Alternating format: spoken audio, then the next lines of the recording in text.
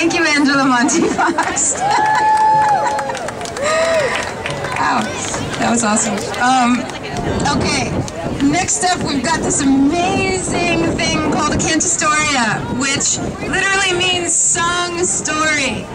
And here's Kim to tell you a little bit about it. Kim Frachik works with the People's Puppets, which started with Occupy Wall Street, and then she moved on to organize Occupy the Pipeline, and now she's also working with Same Energy Project, and now she's also, we're all joining together for Food Not Fracking. So, incredible lady, incredibly talented, here she is. Thank you, Asha. Yeah, this is a cantastoria made by a collective, political, socio-economic group of artists called the People's Puppets of Occupy Wall Street. And we just want to remind everybody here that the goal of our day today is to begin the movement to shut down the mini-sink compressor station. Okay. Here is a cantastoria, which means sung story in Italian. It's a traditional way of telling puppets, traditional puppetry way of telling a story. It began in India centuries ago. And we're going to tell you the story about the mini-sink compressor station. And then you'll be so pissed off that you're going to want to shut it down. We have been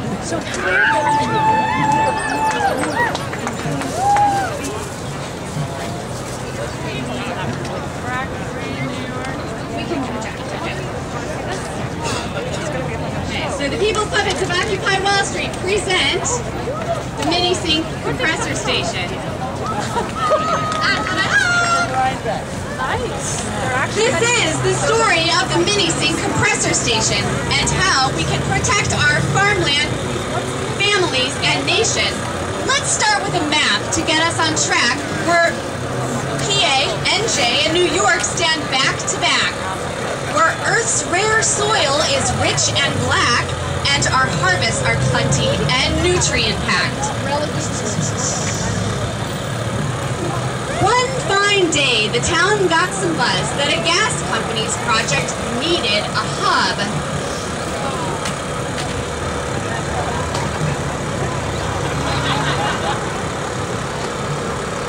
It won't get in your way. It will just let off some steam. We'll even make it look like a barn to keep the landscape pristine. Wait! We have some objections! Your reputation in our neighboring state is different from your projections. Tiny person, you best be on your way. Our Federal Energy Regulatory Commission has granted us permission.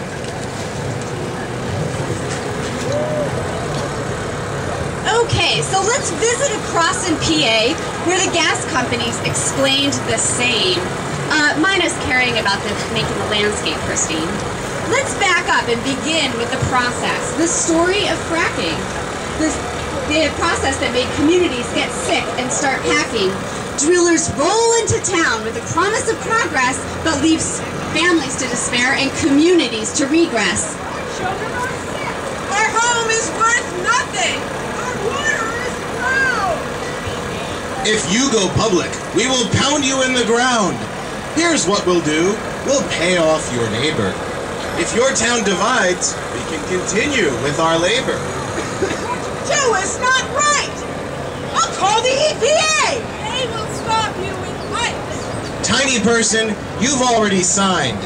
And we keep the EPA pockets very well lined.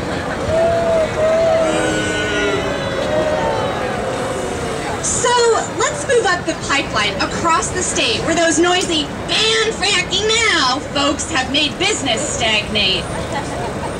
We have an angle. While New York's pesky activists are focused on Cuomo and fracking, we'll lay into the land with our infrastructure to make it impossible to send us packing. These are federal projects. Your local laws don't apply. We'll build a web of pipelines just to get by. If you own the land, we'll use eminent domain or buy off your neighbor. Your loss is their gain. And safety, oh no, nothing there to report. If something goes wrong, we will settle out of court. Your concern for air, water, and food are unfounded. Our studies are by those who are well paid and grounded. You grow food in that dirt, your water comes from a well, then some dangerous new chemicals might make this a hard sell. We'll put the emissions high up in the air. They will settle down, but that isn't our care. Our farms grow food with no chemical spray. Our animals eat all that grass and that hay. Our water and land are so fragile and rich. You have no concern for them with your greedy sales pitch.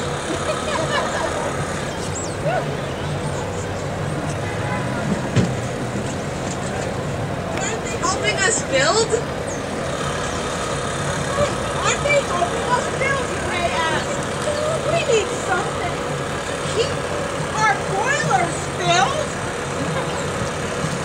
They do need something to keep their boilers filled. Good point. But contrary to what they reported, this so-called gas is being exported. They will freeze the gas into liquid called LNG and sell it to the highest bidder, raising the prices for you and me. And where will they build this LNG port? To load the ships the gas to export in the same place that a clean new wind farm would be. Which form of energy would you rather see?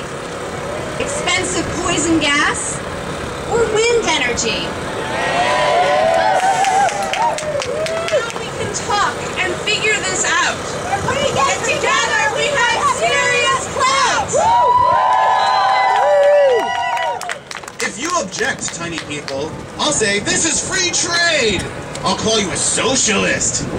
That's how the game is played. Hey, let's throw the Millennium Pipeline right out on its ass! This shall not pass. This shall not pass! This shall not pass.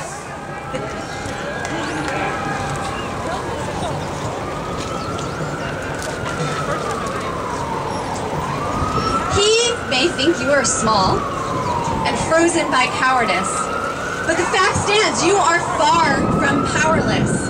All human progress started with an idea, and the best part of all is that our answer is here. So let's connect with our neighbors and begin to believe that the wind, sun, and tide can meet every need. An organized public is all that is needed. The people, united, will never be defeated. The people, united, will never be defeated. The people, united, will never be defeated. The people united